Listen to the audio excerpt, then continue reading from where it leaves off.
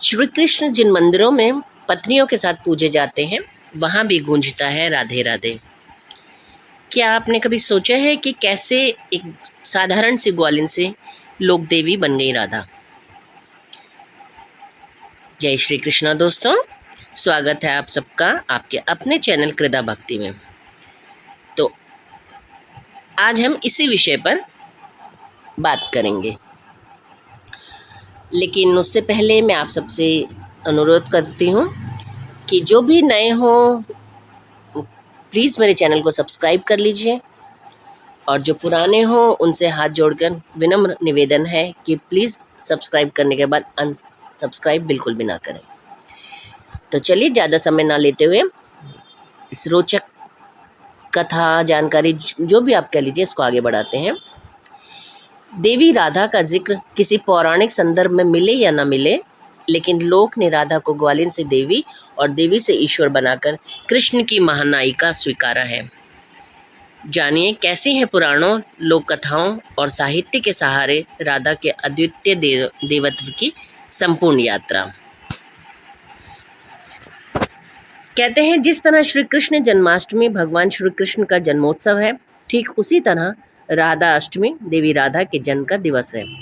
लेकिन आज भी इसमें उत्सव की वह धूमधाम नहीं दिखाई देती जो जन्माष्टमी को लेकर है। हालांकि बीते दशक में अब इस दिन को भी खास उत्सव आदि की तरह मनाने लगे हैं, लेकिन यह मंदिरों और वैष्णव संप्रदाय के मानने वालों तक ही सीमित है।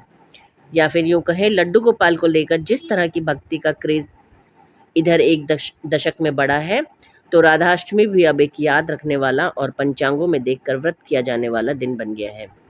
हालांकि पहले भी जो वास्तविक श्रद्धालु थे वे जन्माष्टमी और राधाष्टमी दोनों ही उत्सव अपनी सादगी वाली व्रत परंपरा के साथ मनाते रहे हैं। कृष्ण की पूरी गाथा में राधा एक ऐसा चरित्र है जिनके बिना श्री कृष्ण को सोच पाना भी असंभव है।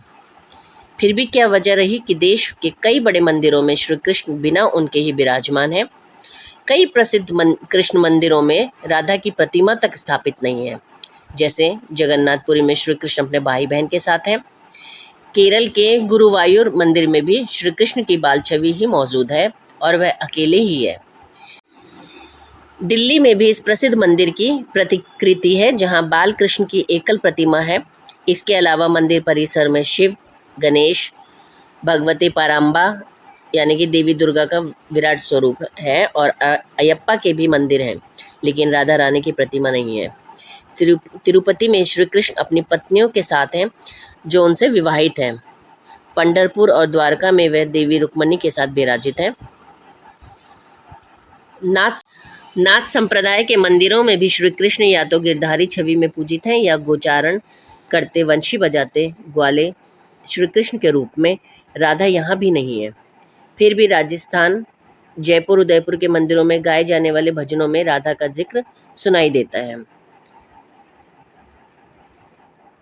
तो ये इसके पीछे का कारण क्या है, ये कैसे संभव हुआ?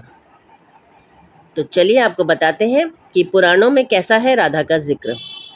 ब्रह्म वैवर्त पुराण को छोड़ दें तो राधा को लेकर बहुत बड़ा जिक्र अन्य किसी वैष्णव पुराण में नहीं मिलता है। महाभारत की कथा वैसे भी कौरव पांडव के पारिवारिक युद्ध पर केंद्रित है, लेकिन उसमें भी श्री कृष्ण का चरित्र इतना विराट है कि वहाँ उनकी प्रेमी वाली छवि बहुत नहीं मिलती है।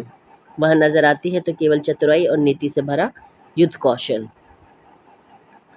इसके बाद महाभारत के परिशिष्ट के तौर पर एक और ग्रंथ रचा गया जिसे हरिवंश पुराण कहा गया, और इसमें भी श्री कृष्ण जन्म और बचपन के संघर्ष के बाद बतौर राजा उनका जीवन कैसा रहा वे सभी घटनाएं दर्ज हैं।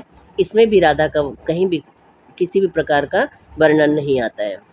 श्री कृष्ण की लीलाओं का वर्णन करने वाले ग्रंथ भागवत कथा, जिनमें उनकी रसलीलाओं का वर्णन है, वहाँ भी राधिका का विशेष उल्लेख नहीं है। लेकिन कई पद ऐसे हैं जहाँ ये संकेत होता है कि इस जगह किसी विशेष गोपी की बात हो रही है। भागवत में भी स्पष्ट जिक्र नहीं है, लेकिन राधा की मौजूदगी का अनुमान भरसा है। जैसे भ्रमर गीत की शुरुआत में लिखा होता है कि गोप्यः ऊचुः, इसका अर्थ है गोपियों के समूह ने कहा, लेकिन गोपिका गीत में लिखा आता है गोप्य उवाच यानी गोपी ने कहा। यहाँ एक वचन है, गोपिका गीत में जिस स्तर के प्रेम और विरह का वर्णन है, विद्वान लोग मानते हैं कि भागवत पुराण में यहाँ संकेत रूप में राधा रानी की ही बात हो रही है। वैसे भी जिस तरह संसार में दिन है तो रात है, सूर्य है तो चंद्रमा भी है, इसी तरह सामर्थ्य है तो प्रेम भी होना जरूरी है। श्री कृष्ण अगर महानायक है तो श्री राधा महानायिका है, और लोक ने उन्हें इसी तरह सहज रूप में स्वीकार भी किया है। राधा का प्रेम सिर्फ भावना नहीं, क्रांति भी है। धार्मिक विषयों के प्रसिद्ध जानकार देवदत्त पटनायक देवी राधा से जुड़े अपने लेख में बताते हैं कि 10वीं सदी के आसपास प्राकृत साहित्य में राधा का उल्लेख काफी हुआ है और उन्हें कृष्ण की प्रेमिका के तौर पर ही देखा गया। इस साहित्य में रचे गए पदों में कृष्ण बहुत देवीय नहीं है, बल्कि सामान्य ग्वाल बाल जैसे ही हैं, लेकिन अद्भुत सामर्थ्य के कारण ग्रामवासियों के नायक हैं। इन गीतों में बहुत कामुकता नहीं है, बल्कि एक भोला भालापन है, निश्चल भावना है, और यही भावना इस प्रेम के उठान का आधार है। राधा कभी पत्नी नहीं है, और इसी वियोग से वो भाव उठे वचन राधा कृष्ण के प्रेम की खासियत बन गए। इसी तरह तमिल महाकाव्य शिलप्पदिकारम में एक स्त्री चरित्र का जिक्र आता है जिसका नाम पिन्नई है। पिन्नई को तमिल समाज आदिम राधा के तौर पर जानता है, क्योंकि पिन्नई जिससे प्रेम करती है वह मल नाम का एक ग्वाला है, और मल कृष्ण का ही एक नाम है। तमिल में मल्लेश्वरी नाम यहीं से आता है, जिसका अर्थ है स्वामिनी। संभव है कि तमिल की यही नाम व्याख्या समय समय पर बदलते हुए ग्वालिन राधा को देवी राधा बना गया हो, क्योंकि भाव की प्रधानता बहुत बड़ी होती है। 12वीं सदी में जब जयदेव गीत गोविंद की रचना कर रहे थे, उससे पहले ही उत्तर भारत में यह ग्वालिन के प्रेम का प्रभाव उच्च स्तर पर फैल चुका था। इस विचार को गीत गोविंद ने और भी अधिक श्रृंगार और भक्ति के मिले जुले रस में भिगो दिया, और जल्दी ही यह सारे भारत में फैल गया। गीत गोविंद की रचना जयदेव ने अष्टपदी में की, जिसमें हर एक गीत 8 श्लोकों से बनी है। इस तरह 24 अष्टपदी का एक अध्याय बना, और 12 अध्याय में गीत गोविंद की रचना पूर्ण हुई है। जयदेव से प्रेरित होकर 14वीं और 15वीं शताब्दी में विद्यापति और चंडीदास जैसे कवियों ने राधा और कृष्ण के प्रेम का विस्तार किया।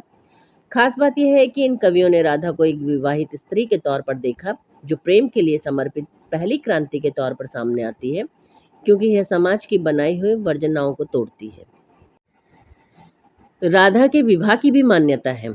कई कथाएं बताती हैं कि राधा का विवाह किसी अयन नाम के एक ग्वाले के साथ हुआ था, लेकिन उन्होंने कृष्ण के प्रति भक्ति दिखाई और समर्पण भी रखा। उनके प्रेम को निर्दोष बताते हुए राधा की भावना को ऊंचाई दी गई। राधा की सास और ननद के तौर पर लोक कथाओं में जटिला और कुटिला नाम आता है, जो नाम के अनुसार ही राधा को कष्ट देती थी, लेकिन राधा ने कृष्ण के प्रति प्रेम नहीं छोड़ा। इस तरह इस भाव भक्ति ने राधा रानी को भले ही कुछ बड़े प्राचीन मंदिरों में जगह न दी हो, लेकिन उन्हें कृष्ण प्रेमी भक्तों के हृदय में श्री कृष्ण से भी बड़ा दर्जा दिया। इस तरह राधा को लोक ने मुक्ति के तौर पर देखा, और इसी मोक्ष मुक्ति की भावना ने पहले ग्वालिन राधा को देवी बनाया और फिर उन्हें ईश्वर का दर्जा दिया। ईश्वर वही है जिसे लोक ने ईश्वर माना, इसीलिए राधा पौराणिक न होते हुए भी परमेश्वरी है। इस तरह समय की धारा के साथ राधा के स्वरूप में देवत्व के दर्शन होने लगे। राधा स्वयं एक देवी बन गई, लोक देवी, और ऐसी प्रभावी कि उनके बिना कृष्ण अधूरे थे। राधा वह जरिया बन गई जिससे निराकार ब्रह्म को कृष्ण के रूप में साकार किया जा सकता है। राधा आध्यात्मिक चेतना का प्रतीक है। वह हृदय की गहराइयों में छिपे प्रेम, अधूरी लालसाओं और सामाजिक वास्तविकताओं के साथ जीवन की विकटताओं के संघर्ष का नाम है। वह अपने श्री कृष्ण को पुकारती हैं और श्री कृष्ण के भक्त उन्हें। देखिए कितना सुंदर उदाहरण है कि जिन मंदिरों के गर्भगृह में श्री कृष्ण अपनी विवाहित पत्नियों के साथ पूजे जाते हैं, वहां दर्शनों के लिए कतार में खड़ी भीड़ राधे राधे श्याम मिलादे की पुकार लगा रही है। तो यहीं से ही सिद्ध हो जाता है कि जो हमारी माँ राधा रानी है, वो कृष्ण, भगवान कृष्ण से, हमारे कृष्ण से भावनात्मक, प्रेमात्मक, हर तरीके से उनसे जुड़ी हुई हैं। कृष्ण को राधा के बिना और राधा को कृष्ण के बिना आंका ही नहीं जा सकता, उनकी कल्पना भी नहीं की जा सकती। भले ही वो दो नाम हों, दो अलग अलग रूप हों, लेकिन बसते दोनों में एक ही जान है। तो ये तो थी एक छोटी सी जानकारी। हालांकि जानकारी छोटी है, लेकिन बहुत ही खूबसूरत और बहुत ही भावनात्मक, यानी कि भावनाओं से जुड़ी हुई ये जानकारी है।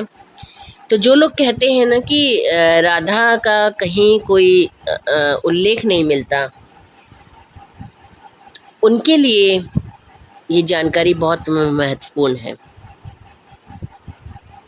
जैसे कहते हैं ना, दो शरीर एक जान, ठीक उसी तरह राधा कृष्ण है। तभी तो कहते हैं, रा से रटते रहो, धा से धर लो ध्यान, रा और धा के बीच बसे मेरे कृष्ण भगवान। तो राधा और कृष्ण दो नहीं, एक ही हैं, उनको एक ही जानो। तो आशा करती हूँ आपको जानकारी अच्छी लगी होगी। भले ही मेरे बोलने का प्रस्तुतिकरण अच्छा ना हो, लेकिन एक कोशिश है आप तक जानकारी पहुंचाने की, और आशा करती हूँ आपको जानकारी अच्छी लगी। और अगर अच्छी लगी हो, ना भी लगी हो, तो प्लीज़ मेरे चैनल को सब्सक्राइब ज़रूर कर लें। लाइक शेयर और कमेंट करना तो बिल्कुल भी ना भूलें, क्योंकि आप लोग ना तो लाइक करते हैं, ना ही कोई कमेंट करते हैं। तो अगर आपको जानकारी नहीं पसंद आई, कुछ भी चीज़ आपको गलत या मनगढ़ंत लगती है, तो आप बेहिचक कमेंट कर सकते हैं। मुझे बहुत खुशी मिलेगी कि कोई भी जानकारी अगर मेरे से रह गई हो, या कोई गलत जानकारी मैंने आपको दे दी हो, तो मैं भी अपने में सुधार कर सकूं, अपने ज्ञान में। तो बस आज का व्लॉग यहीं पे समाप्त करते हैं, और मिलते हैं इसी प्रकार की और भी रोचक जानकारी के साथ आपको अगले व्लॉग में। तब तक के लिए जय श्री कृष्णा। आप सबका दिन मंगलमय हो।